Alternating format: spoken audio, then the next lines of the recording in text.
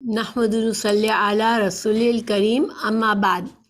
فاعوذ باللہ من الشیطان الرجیم بسم اللہ الرحمن الرحیم۔ صحیح بخاری کی تفسیر کر رہے ہیں ہم اور کتاب الوضو میں ہے۔ آج کی حدیث کا نمبر ہے 224۔ باب ہے باب البولی قائمن او قائدن۔ باب اس بیان میں کہ کھڑے ہو کر یا بیٹھ کر پیشاب کرنا حسب موقع ہر دو طرح سے جائز ہے۔ یہ امام بخاری کا موقف ہے۔ حدیث کو پڑھتے ہیں۔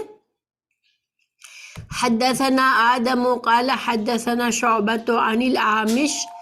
عن ابی وائل عن حذیفہ قال اتى النبی صلی اللہ علیہ وسلم سباطۃ قومی فبال قائما ثم دعا بماء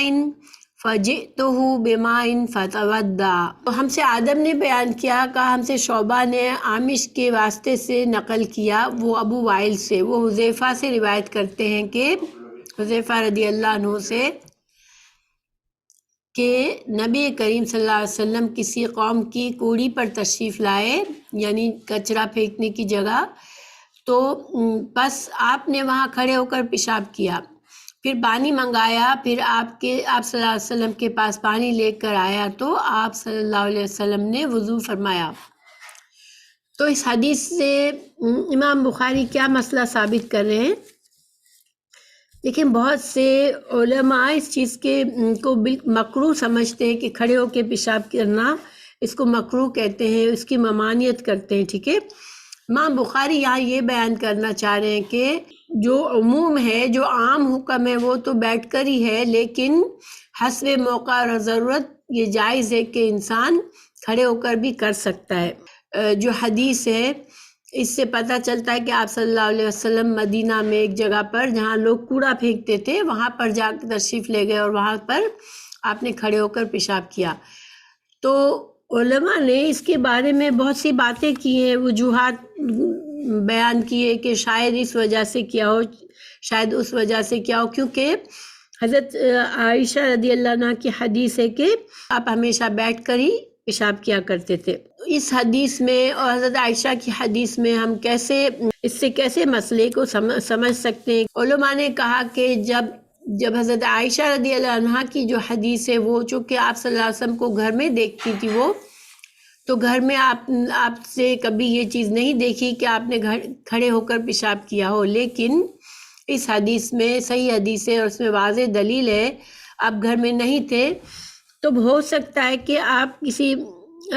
کسی ایسے کام میں مصروف تھے کہ آپ کے پاس زیادہ وقت نہیں تھا دور جانے کے لیے، تو آپ نے جو بھی جگہ قریب نظر آئی وہاں جا کے پیشاب کیا، اور وہ ایسی جگہ تھی کہ جہاں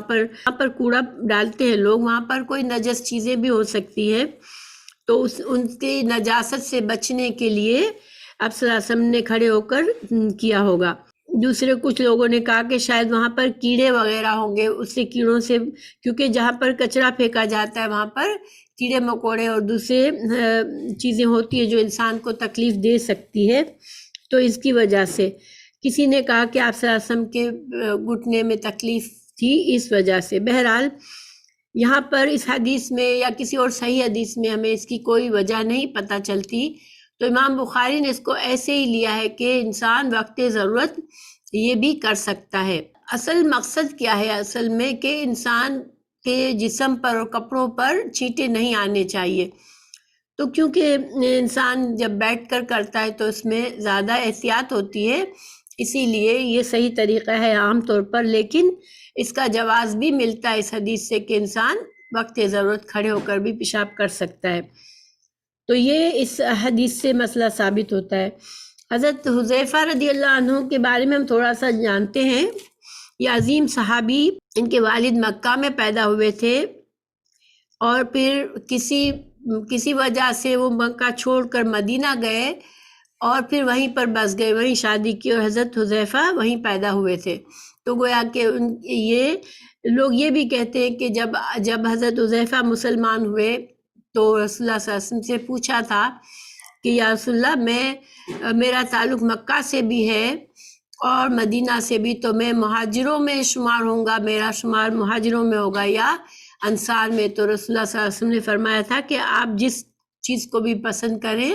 آپ اس میں اپنے آپ کو شامل کر سکتے ہیں۔ یہ بہت ہی ذہین انسان تھے اور ان کے اندر یہ خوبی تھی کہ وہ سے اگر کوئی رازداری کا کام ہوتا تھا تو یہ بہت اچھی طرح سے اس کو انجام دیتے تھے۔ رسول اللہ صلی اللہ علیہ وسلم کو اللہ تعالیٰ نے منافقین کے نام بتا دیے تھے۔ رسول اللہ صلی اللہ علیہ وسلم نے یہ منافقین کے نام سارے صحابہ کو نہیں بتائے تھے بلکہ صرف حضرت حذیفہ رضی اللہ عنہ کو بتائے تھے، تاکہ کوئی اہم معاملے میں کسی منافق کو یہ عہدہ نہ دے دیا جائے۔ اس وجہ سے ایک صحابی کو یہ بات بتائی تھی، اس وجہ سے حضرت حذیفہ کا لقب جو ہے وہ صاحب السر رسول اللہ صلی اللہ علیہ وسلم، یعنی کہ رسول اللہ صلی اللہ علیہ وسلم کے رازدان ان کو کہا جاتا تھا۔ اور حضرت عمر فاروق جو تھے وہ ان سے ہمیشہ معلوم کرتے تھے کسی جنازے میں جانے سے پہلے کہ حضرت حذیفہ جا رہے ہیں یا نہیں، تاکہ ان کو اندازہ ہو، کیونکہ منافقین کی نماز میں نماز جنازہ میں شریک نہیں ہونا چاہتے تھے حضرت عمر رضی اللہ عنہ، تو وہ حضرت حذیفہ سے معلوم کرتے تھے۔ اس کے علاوہ بھی کوئی اہم عہدہ دیتے تھے کسی کو تو حضرت حذیفہ سے پوچھتے تھے کہ یہ منافق تو نہیں ہے، تو اس طرح سے ان کی خدمات لیتے تھے۔ رسول اللہ صلی اللہ علیہ وسلم نے بھی ان سے بڑے اہم کام لیے۔ جنگ بدر میں یہ شریک نہیں ہو سکے تھے کیونکہ مکہ میں تھے یہ باپ بیٹے، ان کے باپ والد کا نام مشہور نام یمان تھا اور ان کا جو اصل نام تھا وہ حسیل یا حسیل تھا۔ تو یہ باپ بیٹے دونوں صحابی تھے، مکہ میں تھے جب جنگ بدر کی تیاری کر رہے تھے مشرکین، تو یہ لوگ جلدی سے آنا چاہ رہے تھے مدینہ میں تاکہ جنگ میں شامل ہو سکے رسول اللہ صلی اللہ علیہ وسلم کی طرف سے، مگر مشرکین نے ان کو پکڑ لیا، ان کو روک لیا اور مدینہ نہیں جانے دے رہے تھے، صرف اس شرط پر کہ یا تو وہ دونوں وعدہ کرے کہ وہ جنگ میں رسول اللہ صلی اللہ علیہ وسلم کا ساتھ نہیں دیں گے تو ان کو اجازت دی جائے گی۔ تو ان کو مجبوراً وعدہ کرنا پڑا، اس وجہ سے جب رسول اللہ صلی اللہ علیہ وسلم مدینہ پہنچے جلدی سے یہ لوگ، رسول اللہ صلی اللہ علیہ وسلم کو خبر دی کہ مشرکین فوج تیار کر رہے ہیں جنگ کے لیے اور ہم سے یہ وعدہ لیا ہے، تو رسول اللہ صلی اللہ علیہ وسلم نے ان کو اجازت دی کہ آپ اپنے وعدے کو پورا کریں۔ اس وجہ سے جنگ بدر میں یہ شامل نہیں ہوئے تھے، لیکن اس کے بعد کی تمام غزوات میں شامل رہے تھے۔ جنگ احد میں ان کے والد کے ساتھ یہ ہوا کہ چونکہ یہ بڑی عمر کے تھے تو رسول اللہ صلی اللہ علیہ وسلم نے ان کو تھوڑے پیچھے رکھا تھا ان کو، اور ان کو ایسا کام دیا تھا چیزوں کی کچھ حفاظتی کام کرنے کے لیے ان کو دیا تھا، اور ان کو لڑنے کی اجازت نہیں دی تھی، یعنی لڑنے کے لیے ان کو شامل نہیں کیا تھا جنگ میں۔ لیکن جب جنگ احد کا جن لوگوں کو پتہ ہے کہ جنگ احد میں مسلمانوں کی تھوڑی سی غلطی سے مشرکین نے مسلمانوں پر دونوں طرف سے حملہ کر کے مسلمانوں کے اندر ایک گھبراہٹ پھیلا دی تھی، کیونکہ ہر طرف سے مسلمانوں پر وار کیا جا رہا تھا، اور اس میں رسول اللہ صلی اللہ علیہ وسلم بھی زخمی ہوئے تھے اس جنگ میں۔ تو اب ان کے جو والد تھے وہ ان کے ایک اور ساتھی صحابی تھے، انہوں نے سوچا کہ اب یہ نازک وقت ہے، مسلمانوں کو ضرورت ہے زیادہ سے زیادہ لوگوں کی، تو وہ بھی جنگ میں شریک ہو گئے لڑنے کے لیے۔ اچھا، چونکہ مسلمانوں کو معلوم نہیں تھا کہ ان کے والد جنگ میں ہیں، لڑنے والوں میں ہیں، تو غلطی سے اور بوکھلاہٹ میں ان کے والد کو ہی مسلمانوں نے قتل کر دیا، شہید کر دیا۔ تو گویا کہ ان کے جو ساتھی تھے دوسرے وہ بھی شہید ہوئے، لیکن وہ مشرکین کے ہاتھوں شہید ہوئے، لیکن حضرت حذیفہ کے والد جو تھے وہ ان کو مسلمانوں نے ہی غلطی سے ان کو قتل کر دیا۔ اسلام میں دیت دی جاتی ہے، اگر قتل خطا ہوتا ہے تو رسول اللہ صلی اللہ علیہ وسلم نے حضرت حذیفہ کو دیت دینا چاہی، تو انہوں نے دیت کی جتنی اماؤنٹ تھی دیت کی وہ سب کی سب واپس مسلمانوں کے لیے صدقہ کر دی کہ یہ مسلمانوں کے فائدے کے کاموں میں آپ استعمال کریں۔ اور انہوں نے کہا کہ میرے والد کو شہادت کی خواہش تھی، اللہ نے ان کو شہادت نصیب کر دی، تو میرے لیے یہی کافی ہے۔ جنگ خندق میں مشرکین کا بہت بڑا لشکر جو تھا وہ مدینہ کو گھیرے ہوئے تھا، محاصرہ کر لیا تھا، اور کئی دنوں تک یہ محاصرہ چلتا رہا۔ مسلمانوں کے سروں پر خوف طاری تھا، کیونکہ مدینہ کے ہر طرف مشرکین تھے، اور مسلمانوں کی تعداد مشرکین سے بہت کم تھی۔ 10,000 کا بڑا لشکر آیا تھا مشرکین کا۔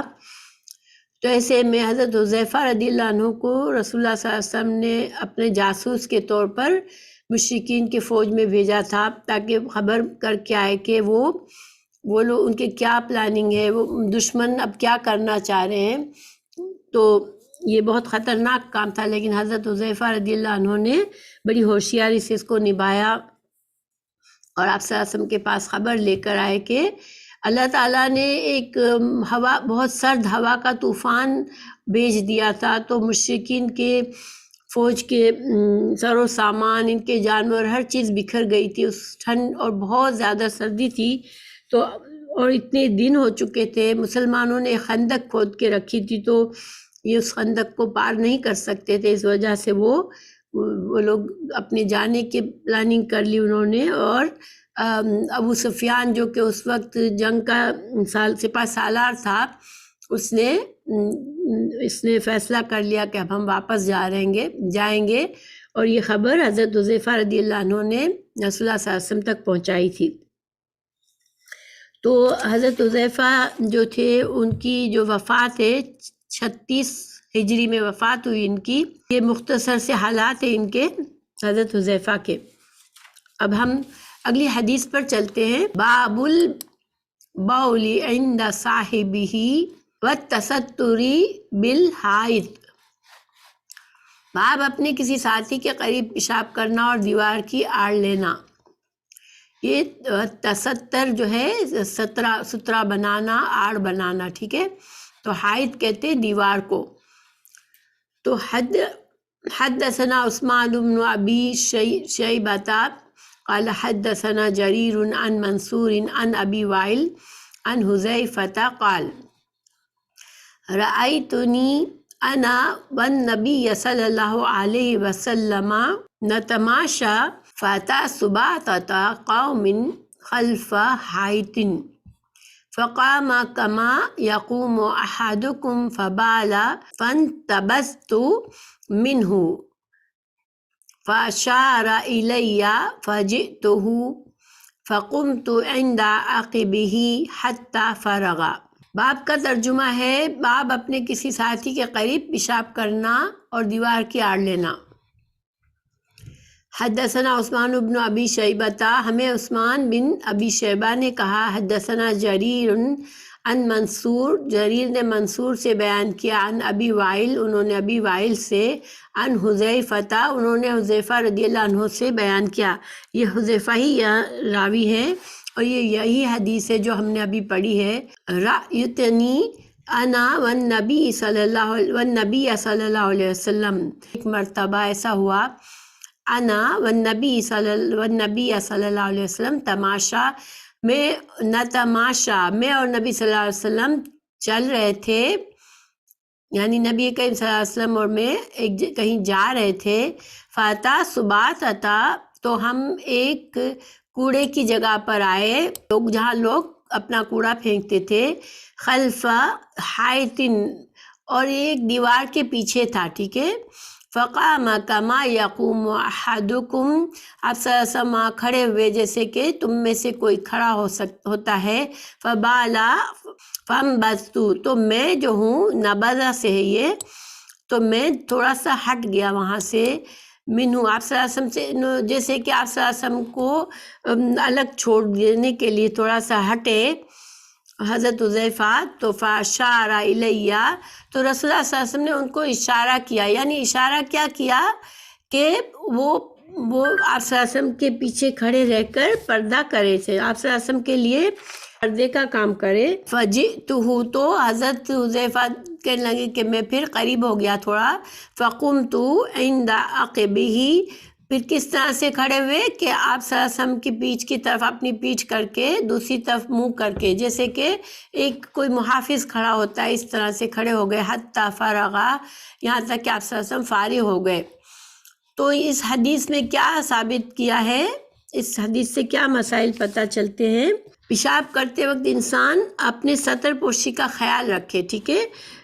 اسلام میں عریانگی اور بے حیائی پسند نہیں ہے۔ مردوں کو بھی عورتوں کو بھی اپنے سطر کو چھپانے کا حکم ہے، تو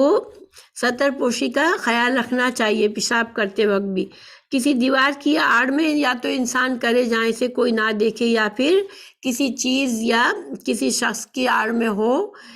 اس طرح سے کرنا چاہیے۔ پھر دوسری بات یہاں پر یہ ثابت ہوتی ہے کہ حضرت حذیفہ رضی اللہ عنہ بڑے صحابہ میں سے تھے، یعنی کہ بڑے صحابہ سے مطلب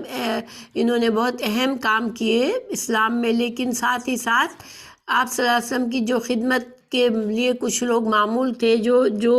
صحابہ کرام آپ صلی اللہ علیہ وسلم کی مختلف خدمات کیا کرتے تھے، ان میں بھی حذیفہ رضی اللہ عنہ شامل تھے۔ اب اگلی حدیث کی طرف چلتے ہیں۔ یا اس حدیث سے بس یہی مقصود ہے کہ انسان اپنے سطر کا خیال رکھے اور پردے کا خیال رکھے پیشاب کرتے ہوئے بھی۔ باب البول عند سباطۃ قوم۔ اب یہاں پر امام بخاری نے اسی حدیث سے دوسرا باب باندھا ہے کہ کسی قوم کے کوڑی پر پیشاب کرنا، یعنی جہاں لوگ کچرا پھینکتے ہیں، کوڑا کرکٹ ڈالتے ہیں، کیا اس کے اوپر وہاں پہ جا کر پیشاب کیا جا سکتا ہے؟ حدثنا محمد بن عرعرہ قال حدثنا شعبۃ عن منصور عن ابی وائل قال كان ابو موسیٰ الاشعری یشدد فی البول ویقول۔ تو حدیث کا ترجمہ ہے کہ حدثنا محمد بن عرعرہ، ہم کو محمد بن عرعرہ نے بیان کیا، قال حدثنا شعبۃ، انہوں نے کہا میں شعبہ نے بیان کیا، عن منصور، انہوں نے منصور سے، عن ابی وائل، انہوں نے ابی وائل سے، قال كان ابو موسیٰ الاشعری یشدد فی البول ویقول۔ یہ بتا رہے ہیں کہ حضرت ابو موسیٰ الاشعری جو تھے وہ بہت ہی زیادہ سختی کرتے تھے پیشاب کے معاملے میں، یعنی کہ ان کے پیشاب کے چھینٹوں سے، اس کی نجاست سے بچنے کے معاملے میں وہ بہت سختی کیا کرتے تھے، اور کہتے تھے لوگوں سے ان بنی اسرائیل کان اذا اصاب صوب احدہم قردہ، کہ بنی اسرائیل کی مثال دیتے تھے کہ جب بنی اسرائیل میں سے کسی کے کپڑے پر پیشاب کے چھینٹے پڑتے تو وہ اس کپڑے کو وہاں سے کاٹ دیتے تھے۔ تو گویا کہ وہ بنی اسرائیل کی سختی کی مثال دیتے تھے اور خود بھی سختی کرتے تھے۔ خود کیا سختی کرتے تھے کہ وہ اتنی زیادہ احتیاط کرتے تھے کہ وہ انہوں نے ایک طرح سے جو سے بوتل ہوتی ہے اس کو استعمال کرتے تھے پیشاب کے لیے، تاکہ اس کے چھینٹے کہیں بھی نہ گرے۔ تو فقال حذیفہ، تو جب حذیفہ رضی اللہ عنہ سے یہ کہا گیا تو انہوں نے کہا لیتہ امسک، کہ کاش وہ اس حد تک سختی نہ کریں، یعنی کہ انہوں نے حضرت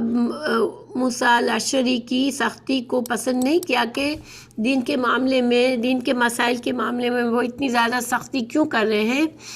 پھر انہوں نے بتایا اتا رسول اللہ صلی اللہ علیہ وسلم سباطۃ قومی فبال قائما، کہ رسول اللہ صلی اللہ علیہ وسلم کی یہ حدیث بیان کی کہ آپ صلی اللہ علیہ وسلم کسی قوم کے کوڑے پر تشریف لائے اور آپ نے وہاں کھڑے ہو کر پیشاب کیا۔ تو گویا حضرت حذیفہ رضی اللہ عنہ کا مقصد کیا تھا، حضرت حذیفہ رضی اللہ عنہ کا مقصد کیا تھا کہ لوگوں کو بتائے کہ آپ صلی اللہ علیہ وسلم اعتدال پسند تھے، اور وقتی ضرورت آپ صلی اللہ علیہ وسلم کا یہ بھی عمل ہے کہ آپ نے کسی قوم کے کوڑے پر جا کر وہاں پر کھڑے ہو کر پیشاب کیا۔ تو اس حدیث سے کیا مسئلہ ثابت کرنا چاہ رہے ہیں کہ دین کے معاملے میں انسان کو جو ہے اعتدال پسند ہونا چاہیے۔ جو شریعت کے احکامات جس حد تک ہمیں شریعت نے کسی معاملے میں سختی دی یا ہمیں ڈھیل دی یا ہمیں جواز پیش کیا، کسی چیز کو جائز کہا، تو پھر اس کے بعد ہمیں اس سے زیادہ سختی نہیں کرنی چاہیے۔ امام بخاری نے اس کے اوپر یہ بھی ایک نیا باب باندھ دیا کہ جہاں کوڑا کرکٹ لوگ پھینکتے ہیں تو اس جگہ پر چونکہ پہلے سے ہی دوسری گندگی موجود ہوتی ہے، کسی کا نقصان نہیں ہوتا. اگر وہاں جا کر انسان پیشاب کرتا ہے تو یہ نہیں کہ کسی کی جگہ کو خراب کر رہا ہے یا کسی کا نقصان کر رہا ہے، تو وہاں پر جا کے کیا جا سکتا ہے. اور اس معاملے میں اگر ضرورت کے وقت انسان یہ عمل بھی کر سکتا ہے. اور مسائل جو امام بخاری نے نکالے وہ سب سے پہلا یہ کہ کھڑے ہو کے بیٹھ کر پیشاب کرنا بہتر ہے. یعنی عام طور پر یہ آپ کا معمول تھا کہ بیٹھ کر کیا کرتے تھے، تو انسان کو اپنا معمول یہی بنانا چاہیے. لیکن وقت ضرورت اس کی بھی اجازت ہے کہ کھڑے ہو کر بھی کیا جائے. یہ آپ صلی اللہ علیہ وسلم کے عمل سے بھی ثابت ہے اور صحابہ کرام کے عمل سے بھی ثابت ہے یہ بات. دوسرا یہ کہ اصل مقصد یہ کہ انسان اپنے آپ کو پیشاب کی نجاست سے اپنے کپڑے اور اپنے جسم کو بچائے. دوسرا اس سے یہ مسئلہ ان حدیث میں ہم نے یہ سمجھا کہ انسان کچھ پردہ کرے اس چیزوں میں، اپنے سطر کو چھپانے کا اہتمام کرے کھلے عام پبلک میں. عریانی یا بے حیائی جو ہے وہ ہماری شریعت میں اجازت نہیں ہے. تو اگر انسان کہیں ایسی جگہ پہ کر رہا ہے پیشاب وقت ضرورت تو پھر اپنے پردے کا بھی خیال رکھے، کسی دیوار کے پیچھے یا کسی چیز کے پیچھے چھپ کر یہ اپنا معاملہ کرے. دوسرا ہم نے یہ جانا کہ دین کے مسائل میں انسان کو بہت زیادہ اپنی طرف سے سختی نہیں کرنی چاہیے. جس حد تک ہمیں اجازت ہے اس کو استعمال کرنا چاہیے اور اس پر انسان کو تنگی دل میں نہیں محسوس کرنی چاہیے. تو اب اگلی حدیث پر چلتے ہیں. باب غسل الدم میں، باب جو ہے حیض کے خون کو دھونا، یعنی کہ اگر کسی کپڑے پر حیض کا خون لگ جائے تو اس کو دھونا. حدثنا محمد بن المثنى قال حدثنا يحيى عن هشام قال حدثني فاطمة عن أسماء قالت جاءت امرأة إلى النبي صلى الله عليه وسلم فقالت أرأيت إحدانا تحيض في الثوب كيف تصنع؟ قال تحته ثم تقرصه بالماء فتندحه بالماء وتصلي فيه. حدثنا، ہم کو محمد بن مثنى نے بیان کیا. قال حدثنا یحییٰ، انہوں نے کہا ہمیں یحییٰ نے بیان کیا. عن ہشام سے، انہوں نے فاطمہ سے، انہوں نے اسماء سے. یہ اسماء کون ہے؟ یہ اسماء بنت ابو بکر ہے، حضرت ابو بکر صدیق کی بڑی بیٹی ہے اور حضرت عائشہ رضی اللہ عنہ کی بہن ہے، بڑی بہن ہے. جاءت امرأۃ الی النبی صلی اللہ علیہ وسلم، وہ بیان کرتی ہے کہ ایک عورت آئی رسول اللہ صلی اللہ علیہ وسلم کے پاس اور اس نے کہا رأیت احدانا تحیض فی الثوب کیف تصنع، کہ آپ ہمیں اس بات پہ مسئلہ بتائے کہ اگر ہم میں سے کسی کے کپڑوں پر حیض کا خون لگ جائے تو ہم کیا اس کو کیسے صاف کریں؟ تو آپ صلی اللہ علیہ وسلم نے فرمایا تحتہ، اس کو پہلے کھرچ لو، کیونکہ خون جو ہے حیض کا خون خاص طور سے گاڑھا ہوتا ہے اور وہ جمنے والا ہوتا ہے. تو اس کو اگر جم گیا ہے کسی کپڑے پر تھوڑا تو اس کو کھرچ کے پہلے صاف کر لیں. ثم تقرصہ، پھر اس کو رگڑو بالماء، پانی ڈال کر اس کو رگڑ کے اس کو دھو لو. تندحہ بالماء، اس کو بالکل صاف کر لو پانی سے،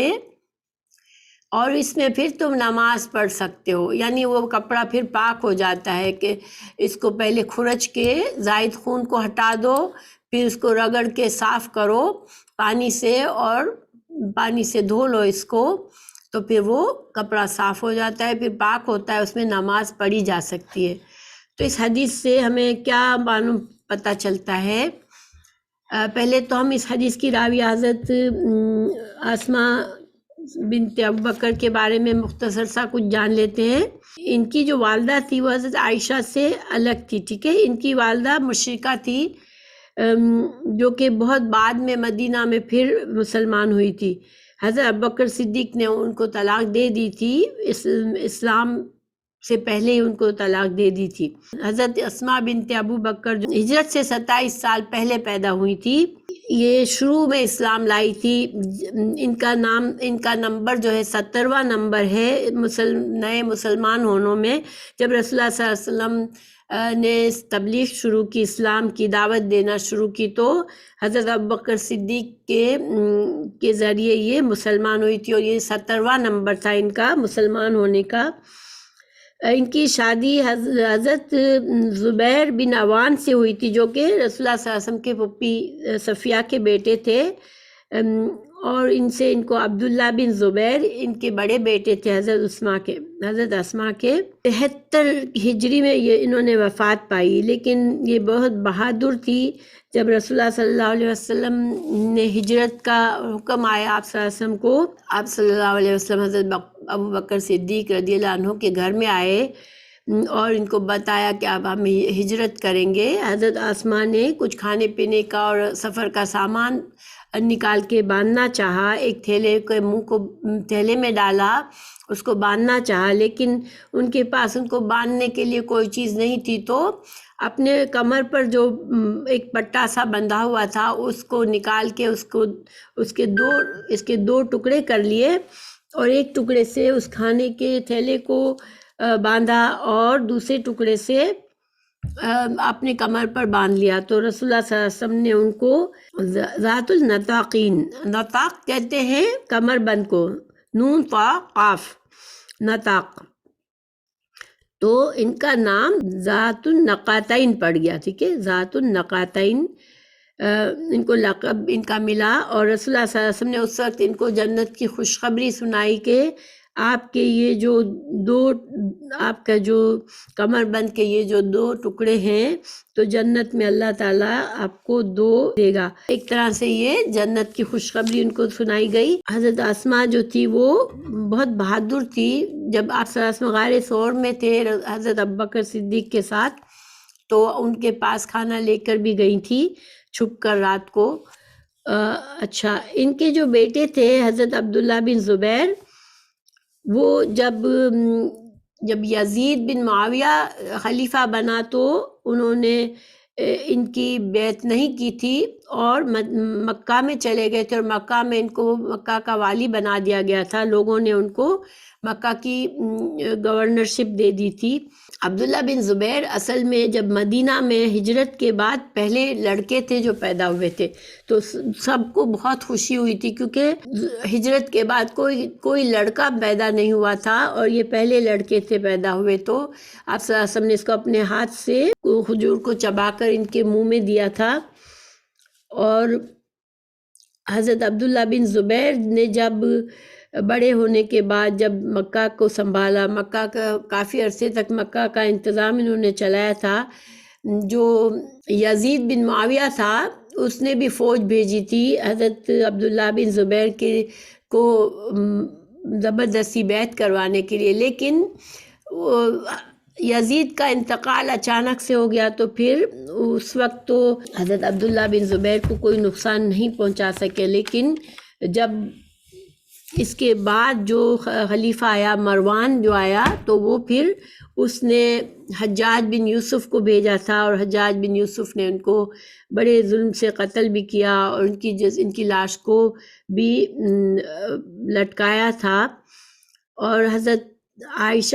اسماء بنت ابوبکر اس وقت زندہ تھی، اپنے بیٹے کے ساتھ رہتی تھی۔ اس مشکل وقت میں بیٹے کو ہمت و حوصلہ دیتی رہی کہ اگر تم حق پر ہو تو پھر شہادت ہی صحیح ہے تمہارے لیے، صلح کرنے کے بجائے، ذلت کے ساتھ صلح کرنے کے بجائے شہادت تمہارے لیے صحیح ہے۔ تو بہرحال یہ حضرت اسماء نے لمبی عمر پائی تھی، اور 73 ہجری میں ان کی وفات ہوئی تھی۔ تو حدیث سے مسائل کیا ثابت ہوتے ہیں؟ دیکھیں، مسائل اس میں یہاں پر ہمیں پتہ چلتا ہے کہ حیض کا جو خون ہوتا ہے، تو اس کو اگر کسی کے کپڑوں پر لگ جاتا ہے تو اس کو وہ نجس ہوتا ہے خون، اور اس کو جب تک پاک نہ کر لیا جائے اس سے نماز نہیں پڑھی جا سکتی۔ اور اس کا پاک کرنے کا یہ طریقہ ہے کہ اگر کچھ جمع ہوا خون ہے تو اس کو کھرچ کر نکال دیا جائے، پھر رگڑ کر پانی کے ساتھ اچھی طرح کپڑے کو دھویا جائے اور پھر نماز پڑھی جا سکتی ہے اس میں۔ اب اگلی حدیث پر چلتے ہیں۔ حدثنا محمد بن قال حدثنا ابو معاویۃ قال حدثنا هشام بن عروۃ عن ابیہ عن عائشہ قالت جاءت فاطمۃ بنت ابی حبیش الی النبی صلی اللہ علیہ وسلم فقالت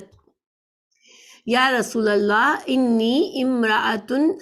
استحاض فلا اطہر افأدع الصلاۃ؟ فقال رسول اللہ صلی اللہ علیہ وسلم لا انما ذلك عرق وليس بحیض فاذا اقبلت حیضتك فدعی الصلاۃ فاذا ادبرت فاغسلی عنك الدم ثم صلی۔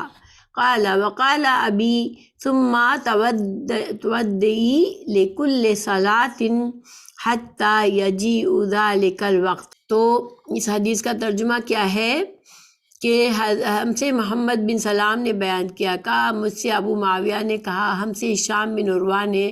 اپنے باپ عروہ کے واسطے سے حضرت عائشہ رضی اللہ عنہا سے نقل کرتے ہیں، وہ فرماتی ہے کہ ابو حبیش کی بیٹی فاطمہ رسول اللہ صلی اللہ علیہ وسلم کی خدمت میں حاضر ہوئیں۔ اس نے کہا کہ میں ایک ایسی عورت ہوں جسے استحاضہ کی بیماری ہے، اس لیے میں پاک نہیں رہتی، تو کیا میں نماز چھوڑ دوں؟ آپ صلی اللہ علیہ وسلم نے فرمایا نہیں، یہ ایک رگ کا خون ہے، حیض نہیں ہے، تو جب تجھے حیض آئے تو نماز چھوڑ دے، اور جب یہ دن گزر جائے تو اپنے بدن اور کپڑے سے خون کو دھو ڈال، پھر نماز پڑھ۔ ہشام کہتے ہیں کہ میرے باپ عروہ نے کہا حضور صلی اللہ علیہ وسلم نے یہ بھی فرمایا کہ پھر ہر نماز کے لیے وضو کر یہاں تک کہ وہی حیض کا وقت پھر آ جائے۔ یہ حدیث اہم ہے عورتوں کے معاملے میں۔ دیکھیں یہاں پر ہمیں کچھ، ویسے تو امام بخاری نے کتاب الحیض میں کئی مسائل خاص اس ٹاپک پر جمع کیے ہیں، لیکن ہم اس حدیث کو چونکہ ہم نے پڑھا ہے تو ہم اس کے بارے میں تھوڑا سا جانتے ہیں۔ حیض کیا ہے؟ حیض جو ہے عربی میں اس کا معنی ہوتا ہے السیلان، یعنی کسی چیز کا بہنا۔ تو شرعی طور پر یہ وہ خون ہے جو اللہ نے ہر عورت پر معمول ایام میں مقرر کیے ہیں، یعنی کہ ہر بالغ عورت کو ہر مہینے کچھ دن ایسے ہوتے ہیں جس میں یہ خون آتا ہے، جس کو حیض کی حالت کہا جاتا ہے۔ اور اس خون کا مقصد کیا ہے کہ یہ بچے کی غذا بنتا ہے۔ جب ماں حمل سے ہوتی ہے، جب حاملہ ہوتی ہے تو اس کے رحم میں جو بچہ ہوتا ہے اس کے لیے غذا مہیا ہوتی ہے اس خون سے۔ تو یہ جو ہے کب شروع ہوتا ہے عورتوں کو، بلوغت کب ہوتی ہے، تو اس کے لیے کوئی مخصوص شریعت سے ہمیں نہیں بتایا گیا کہ اس عمر سے اس عمر تک ہوتی ہے، لیکن جو ایک عام مشاہدہ ہے کہ 9 سال سے لے کر کم از کم 9 سال پر بھی آ جاتا ہے، کچھ عورتیں بالغ ہو جاتی ہے، کچھ بچیاں، اور اس کے زیادہ سے زیادہ 50 سال تک کی عمر تک رہتا ہے، یا تقریباً آگے پیچھے اس عمر تک رہتا ہے۔ عام طور پر اس کا جو معاملہ ہوتا ہے عورتوں کے اپنے جس خاندان سے ہے، جس علاقے میں رہتے ہیں، ان چیزوں پر اثر ہوتا ہے کہ یہ حیض کتنے دن تک رہتا ہے۔ جب کسی عورت کو حیض آتا ہے تو کتنے عرصے تک رہتا ہے، یہ ایک عادت ہوتی ہے ہر عورت کی اپنی، اس کے علامات، اس میں عورت کو جو تکلیف یا جو بھی اس کی جذباتی یا جسمانی تبدیلی اس کو محسوس ہوتی ہے اپنے اندر، یہ سب کچھ ہر عورت کے لحاظ سے ہو سکتا ہے، اس کے خاندان کے لحاظ سے ہو سکتا ہے، اور اس علاقے سے اس کا اثر ہو سکتا ہے جہاں وہ رہتے ہیں۔ حضرت عائشہ رضی اللہ عنہا کی 9 سال کی عمر میں بالغ ہوئی تھی، اور اس کے بعد ان کی رخصتی ہوئی تھی، کیونکہ اس زمانے میں عورتوں کو جلدی شادی کر دی، لڑکیوں کی شادی بہت جلدی عمر میں کر دی جاتی تھی، اور یہ عمر کوئی اس زمانے میں کوئی نئی بات نہیں تھی کہ 9 سال کی بچی کی رخصتی کر دی جائے۔ اچھا، اب اس سے ہمیں مسائل کیا پتہ چلتے ہیں تو اس میں ہمیں یہ پتہ چلتا ہے کہ اس خون جو حیض میں آتا ہے، اس کے علاوہ بھی بعض عورتوں کو ایز اے بیماری کے طور پر خون جو ہے وہ جاری ہو جاتا ہے، اور اس کے لیے کوئی دن مقرر نہیں ہوتے، اور اس میں پھر اس کا کیا حکم ہے، اس کو استحاضہ کہتے ہیں۔ یہ ایک بیماری ہے جو کہ الگ سے جو حیض کا خون ہوتا ہے وہ رحم میں کی رگ سے نکلتا ہے، رحم سے نکلتا ہے، لیکن یہ جو خون ہے یہ کسی رگ کے پھٹنے سے، جو کہ انسان کی عورتوں کی آنتوں میں یا کوئی رگ پھٹ جاتی ہے تو اس سے آتا ہے۔ اور اب حیض کا اس عورت کو مسئلہ تھا، اور آپ صلی اللہ علیہ وسلم کے زمانے میں کچھ اور خواتین بھی تھی جن کو یہ بیماری تھی، اور یہ اللہ سبحانہ تعالیٰ کی شان ہے کہ ہمیں یہ اس زمانے میں ان عورتوں کے ساتھ یہ مسائل پیش آئے، تاکہ اور پھر اللہ تعالیٰ نے ان عورتوں کو، اللہ تعالیٰ ان پر رحم فرمائے کہ انہوں نے اپنی شرم و حیا کو چھوڑ کر ان مسائل کے بارے میں سوالات کیے، جس سے امت کو بہت سے فائدے ہوئے، اور امت کے لیے یہ مسائل کا حل پتہ چلا تاکہ وہ دین پر صحیح طرح سے عمل کر سکے۔ حضرت عائشہ رضی اللہ عنہ بھی ایسی عورتوں کی تعریف کرتی ہے جنہوں نے اپنی شرم و حیا کو چھوڑ کر اپنے ذاتی مسائل پوچھے۔ اچھا، اس میں ایڈیشنل یہ مسئلہ پتہ چلتا ہے کہ ایک عورت جو ہے، ہماری شریعت میں اس کو اجازت ہے کہ کسی عالم دین سے اپنے بالکل ذاتی قسم کے سوالات بھی کر سکتی ہے، اور ان کو جائز ہے کہ وہ ان کو جواب دے۔ اور دوسرا یہ کہ عورت کی آواز کا کوئی پردہ نہیں ہے، عورت غیر مردوں سے اگر اپنے کسی ضروری کام سے بات کرتی ہے تو اس پر پابندی نہیں ہے۔ اب حیض کا مسئلہ آپ صلی اللہ علیہ وسلم نے کیا بتایا ان کو، کہ پہلی بات عورت کو فکر تھی کہ کیا کروں میں، میرا تو خون بند نہیں ہوتا تو میں نماز چھوڑ دوں، تو آپ صلی اللہ علیہ وسلم نے ان کو فرمایا نہیں، نماز مت چھوڑو، لیکن کیا کرو کہ اپنے جو یعنی کہ حیض سے، یہ استحاضہ کی بیماری سے پہلے کے جو تمہارے مخصوص ایام ہوا کرتے تھے، تم اس کے لحاظ سے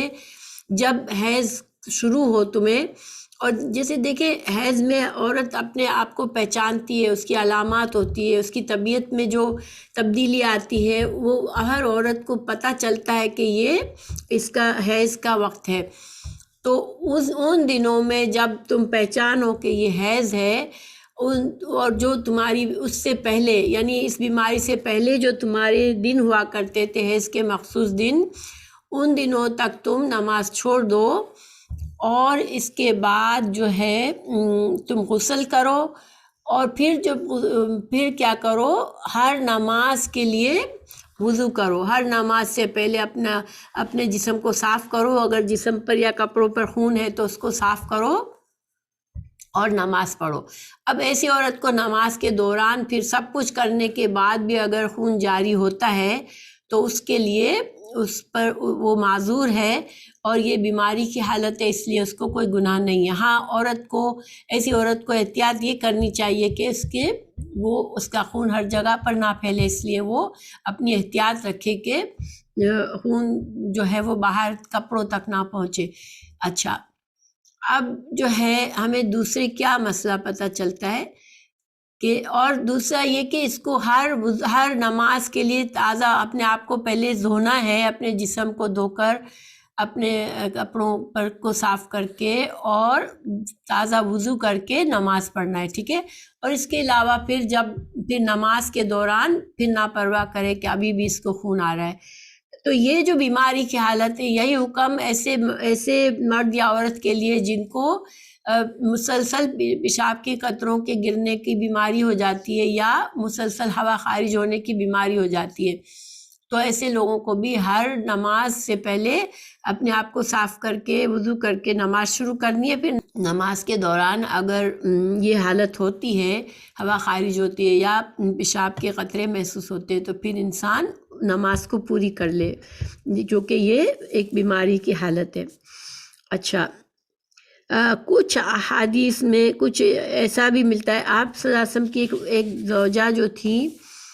ان کو یہ بیماری تھی، تو انہوں نے اپنا معمول یہ بنایا تھا کہ وہ غسل کیا کرتی تھی ہر نماز سے پہلے، لیکن غسل کو ضروری نہیں قرار دیا گیا۔ آپ صلی اللہ علیہ وسلم نے یہاں پر صحیح حدیث میں بتایا ہے کہ صرف وضو کافی ہے، لیکن اگر کوئی ایسا کرنا چاہے تو یہ افضل ہے کہ اپنے آپ کو زیادہ پاک صاف کر لے، لیکن پھر وہ ایسے بھی کر سکتے ہیں کہ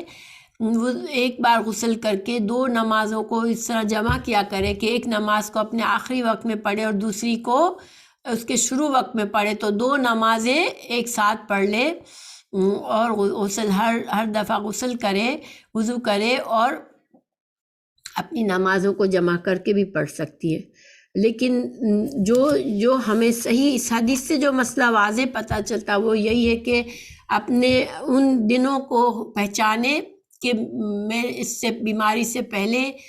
میرے ساتھ کیا تھا، اور پھر وہ ان دنوں میں اپنے جسم کی، اپنے جذبات کی جو علامات، جو تبدیلیاں محسوس کرتی ہے جسم میں، ان کو پہچانے، پھر ان دنوں کی گنتی رکھے اور اس کے شروع ہونے پر نماز کو چھوڑ دے اور اس کے ختم ہونے پر غسل کر کے نماز شروع کرے۔ اچھا، اس سے ہمیں یہ بھی پتہ چلتا ہے کہ اس دوران، حیض کے دوران نماز جو ہے وہ نہیں پڑھ سکتے، نماز کو چھوڑنے کی رخصت ہے عورتوں کو، اور اس نماز کی قضا ضروری نہیں ہے۔ لیکن روزوں کا یہ حکم ہے کہ اس دوران روزوں کو بھی چھوڑ سکتی ہے عورت، لیکن روزوں کو بعد میں قضا کرنا ہے۔ اس کے علاوہ خاوند بیوی اپنی بیوی سے جماع نہیں کر سکتا اس دوران، ٹھیک ہے۔ اس کے لیے اس کی سخت ممانعت ہے کہ یہ حالت، اس میں اللہ تعالیٰ نے قرآن میں بھی فرمایا فَاعْتَزِلُوا النِّسَاءَ، اپنی عورتوں سے دوری اختیار کرو اس دوران، کیونکہ یہ اذن ہے، یہ ایک اذیت کا وقت ہے عورت کے لیے، تو اس میں اجازت نہیں ہے مرد کو جماع کرنے کی۔ ہاں، وہ اس کے قریب آ سکتا ہے، اس سے بوس و کنار اور طرح سے، صرف دخول کے علاوہ اور طرح سے عورت کی قربت حاصل کر سکتا ہے۔ تو یہ سارے اس حدیث سے ہمیں پتہ چلتے ہیں، اور اس سے یہ بھی پتہ چلا کہ انسان دین کے علم حاصل کرنے کے لیے شرم و حیات کو اپنی رکاوٹ نہ بنائے علم حاصل کرنے کے لیے۔ اچھا، اس کے علاوہ حیض اور استحاضہ کے علاوہ ایک نفاس ہوتا ہے جو عورت کو بچے کی ولادت کے بعد ہوتا ہے، اور اس کے زیادہ سے زیادہ جو تعداد ہے وہ 40 دن تک ہو سکتا ہے، کسی عورت کے ساتھ اس کا خون جاری ہو سکتا ہے۔